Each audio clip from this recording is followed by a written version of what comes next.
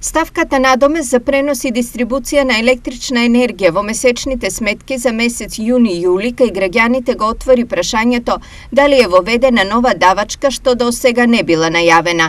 Председателот на Регулаторната комисија за енергетика Марко Бислимовски за БИРН тврди дека не се работи за нова давачка. Со новиот концепт за пресметки во сметките, посебно се наведени цената што се плаќа за енергија, за пренос и за дистрибуција. Вели Бислимовски.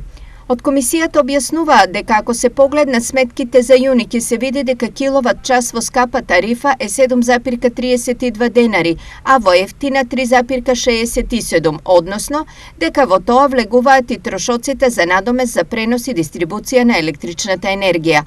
Во новите сметки за јули трошокот во скапа тарифа е 4,34 денари, а во ефтина 0,61, а одделно се пресметани сумите за така наречената мражарина. Ако се соберат овие сега одделни суми, се добива истата крајна цена. Објаснува Бислимовски.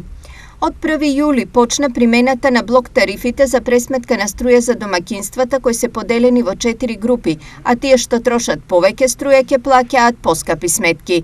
Првиот блок е до 210 киловат-часа, вториот од 210 до 630, третиот од 630 до 1050 киловат-часови и четвртиот над 1050 кој е и најскап.